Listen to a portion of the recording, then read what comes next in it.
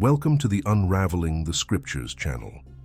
Many people talk about the lost tribes of Israel, but there are other intriguing topics tied to ancient peoples mentioned in the Bible who seem to have disappeared over the centuries.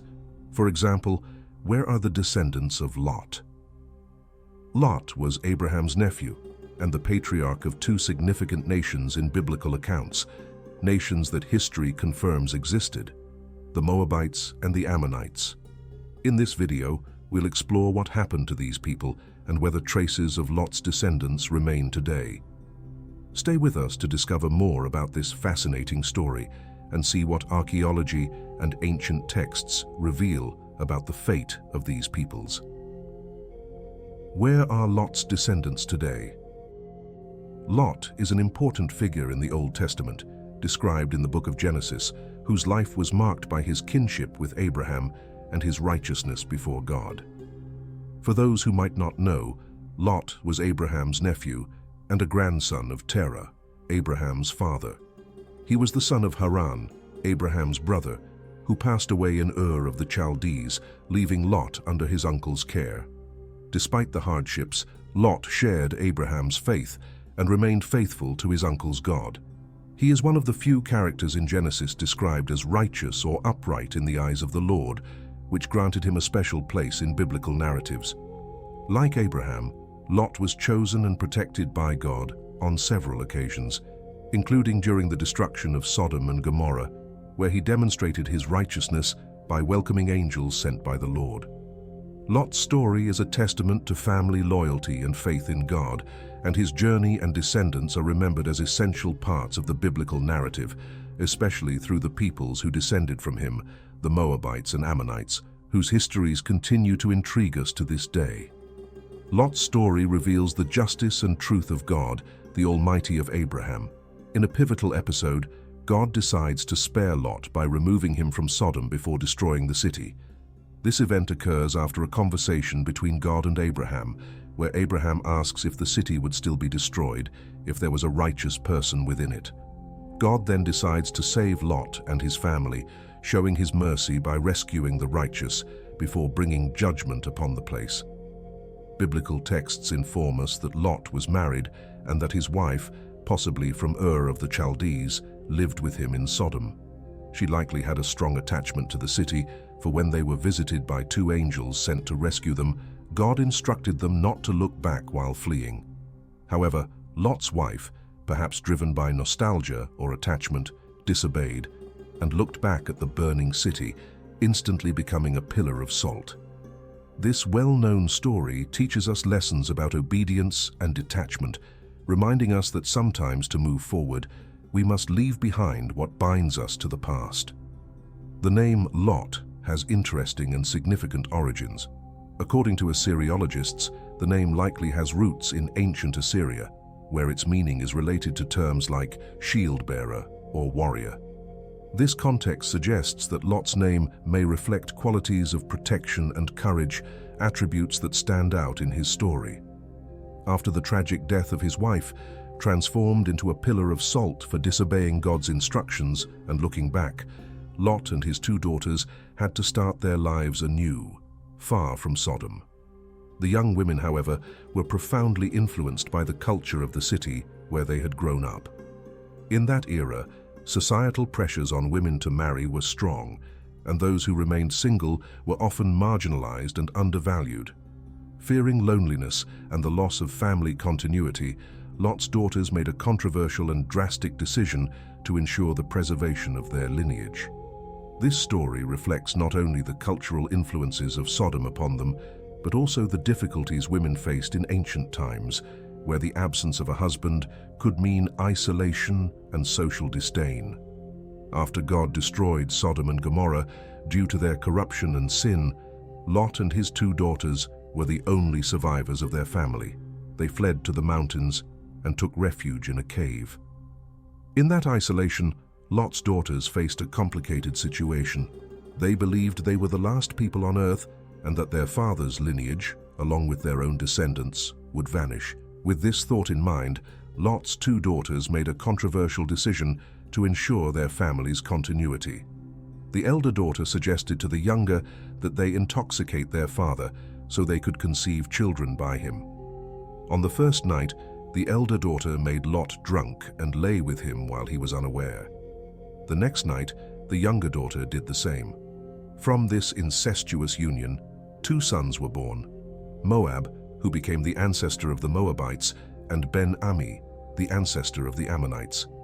Their names, meaning "from my father" and "son of my people," respectively, carry a strong familial and tribal symbolism. These 2 figures gave rise to distinct peoples mentioned extensively in biblical texts, representing the Moabite and Ammonite tribes. These tribes were of Semitic origin, as Lot and his daughters also belonged to this ethnic group. Initially, these peoples likely spoke an early form of Aramaic, or perhaps a variant of ancient Akkadian, reflecting Lot's Mesopotamian roots. However, it's more likely they spoke an Aramaic dialect, similar to that of Abraham's descendants, further reinforcing the cultural ties between these Semitic groups. These linguistic and cultural similarities illustrate their common origins before becoming known as the Moabites and Ammonites. It's worth noting that this analysis refers to the early period of Lot's descendants. Over time, there's no precise information about whom Lot's sons specifically married. However, it's very likely that these marriages took place with women from nearby peoples. They may have joined with Semitic women, such as the Arameans or other Semitic groups, as Lot, like Abraham, was considered a righteous man and likely preferred his sons avoid marriage with Canaanite women. Still, it's possible that after Lot's death, his sons disregarded these recommendations and married local Canaanite women. From these unions, sons and daughters were born, giving rise to the future nations of the Moabites and Ammonites. These 2 nations, direct descendants of Lot's sons, began to inhabit the region, developing cultures and traditions that over the centuries formed their unique identities. Thus, we understand that the Moabites and Ammonites were of Semitic origin on their father's side, descending from Shem. However, on their maternal side, it remains unclear whether they descended from Shem or Canaan, creating some uncertainties about their complete ancestry. It's interesting to observe that the cultural influence of the Canaanites was strong on the Moabites, and to a lesser degree, on the Ammonites. The Moabites even spoke a dialect very similar to Phoenician, the ancient language of Canaan.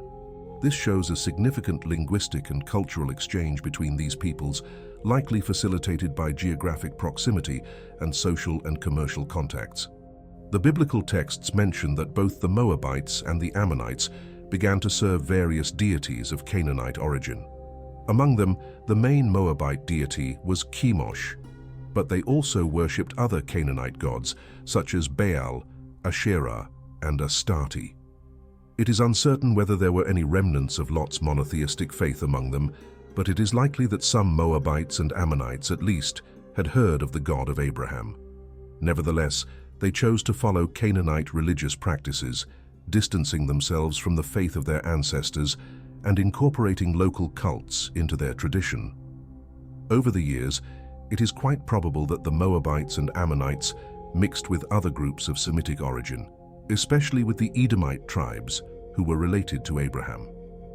This may have occurred due to geographic proximity, as these nations occupied areas very close to each other, forming almost a single region described in the Bible as the Land of Uz.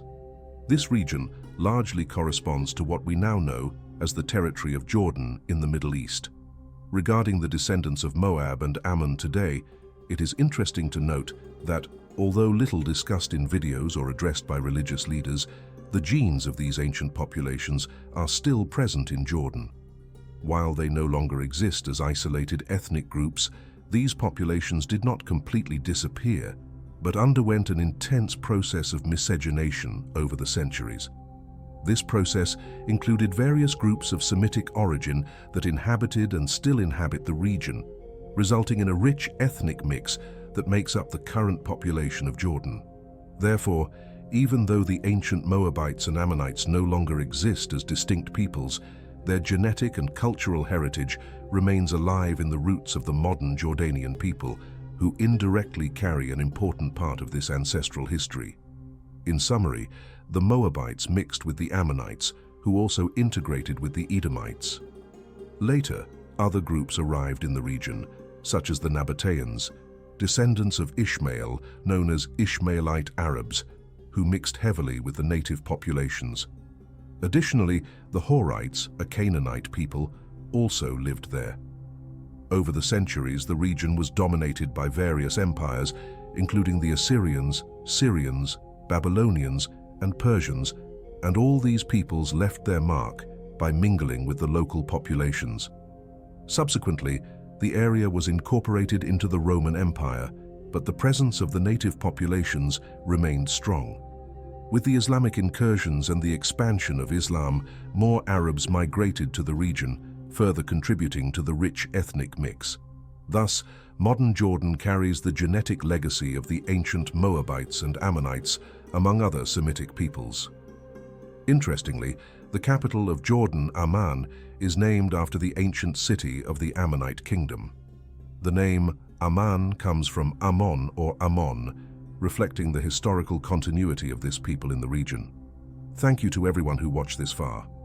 If you are interested in learning more about the origins and descendants of other peoples, please leave your suggestions in the comments.